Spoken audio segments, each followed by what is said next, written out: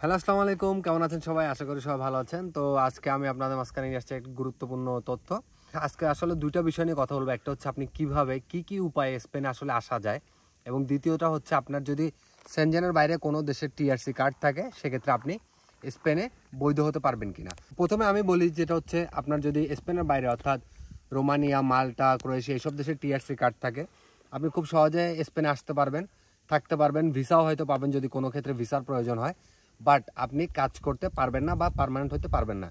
সেক্ষেত্রে প্রথম থেকে অর্থাৎ আমাদের যে স্পেনের যে ৩ বছর মেয়াদি যে সিস্টেমটা আছে, বৈধ হওয়ার যে ইমিগ্রেশন লটা আছে, সে রুলস অনুযায়ী আপনাকে আগাইতে হবে। আপনাকে ৩ বছর পরে গিয়ে কাগজ সাবমিট করতে হবে, তারপর আপনি গিয়ে কার্ড পাবেন, তারপর ২ বছর পর আরেকটা টেম্পোরারি কার্ড, তারপর একটা পার্মানেন্ট, এবং ১০ বছর পরে পাসপোর্টের জন্য অ্যাপ্লাই করতে পারবেন। এটা হচ্ছে যাদের টিআরসি কার্ড আছে তাদের জন্য মেনলি কথা, অর্থাৎ আপনি আসতে পারবেন, অবৈধভাবে হয়তো কাজও করতে পারবেন, বাট আপনি লিগেলভাবে কাজ করতে পারবেন এবং বৈধ হওয়ার জন্য আপনাকে স্পেনের যে ইমিগ্রেশন ল এটাই ফলো করতে হবে। অর্থাৎ সেক্ষেত্রে আপনি এক্সট্রা কোনো বেনিফিট পাবেন না তার ক্ষেত্রে ছাড়া। এবার দ্বিতীয় আসুন, সবচেয়ে মেইন কথা যেটা, সেটা হচ্ছে স্পেনে কি উপায়ে আসা যায়। স্পেনে সাধারণত ৫টি উপায়ে আসা যায়।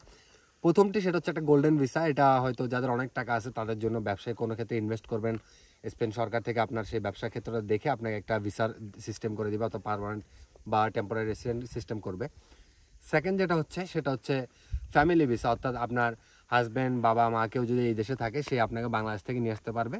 সো সেটা হচ্ছে ফ্যামিলি ভিসা, যেটা আমি আমার গত ভিডিওতে বলছি কীভাবে ফ্যামিলি ভিসা আপনি বাংলাদেশ থেকে কাউকে আনতে পারবেন। ৩ নম্বরে হচ্ছে আপনার স্টুডেন্ট ভিসা, অর্থাৎ আপনি যদি স্টুডেন্ট ভিসা মাস্টার্স, ব্যাচেলার্স কোনো ক্ষেত্রে বা পিএইচডি করার জন্য অ্যাপ্লাই করেন স্পেনের কোনো ইউনিভার্সিটিতে, সেক্ষেত্রে আপনি স্টুডেন্ট ভিসা এখানে আসতে পারবেন। চতুর্থ হচ্ছে ট্যুরিস্ট ভিসা, মানুষ আসে এবং অবৈধভাবে যেটাতে থেকে যায় সেটা হচ্ছে ট্যুরিস্ট ভিসা। এবং ৫ নাম্বারটা হচ্ছে ওয়ার্কিং ভিসা। কিন্তু ওয়ার্কিং ভিসাটার রেশিও আসলে বাংলাদেশের ক্ষেত্রে খুবই কম। স্কিলফুল জবের ক্ষেত্রে বাংলাদেশ থেকে তেমন একটা মানুষ এই দেশে স্পেনে অন্তত আসে না। স্পেনের যে অ্যাম্বাসি আছে বাংলাদেশ, সেটা ভিসা অ্যাপ্রুভ করে না। তো আসলে মেইনলি হচ্ছে এই ৫টা উপায়ে আপনি বৈধভাবে স্পেনে আসতে পারবেন। এরপরে আপনি থাকবেন কিনা, আপনি ৩ বছর পরে ইমিগ্রেশন লতে অ্যাপ্লাই করবে কিনা, আপনি অবৈধভাবে কাজ করবেন, সেটা অন্য বিষয়।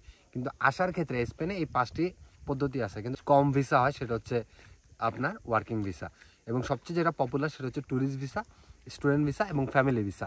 অর্থাৎ এগুলি সবগুলি লিগ্যাল, কোনো কিছু জানতে হচ্ছে না আপনার, সবই বৈধভাবে হচ্ছে, কাজ কাগজ সব লিগ্যাল, আপনার কোনো টেনশন নাই।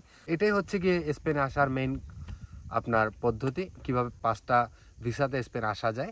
এবং আরেকটা হচ্ছে যেটা টিএসসি কার্ড থাকলে আপনি আসতে পারবেন কিনা। তো আশা করি আপনারা আপনার প্রশ্নের উত্তরগুলো পাইছেন, এবং এছাড়া আপনাদের যদি কোনো প্রশ্ন থাকে অবশ্যই আমাকে কমেন্ট সেকশনে জানাবেন। আমি চেষ্টা করবো সেটা নিয়ে নতুন ভিডিও করার জন্য আপনাদের মাঝখানে, এবং আমি হয়তো পরবর্তী ভিডিও স্টুডেন্ট ভিসা নিয়ে করব। সে পর্যন্ত আমার সাথে থাকবেন। ধন্যবাদ সবাইকে।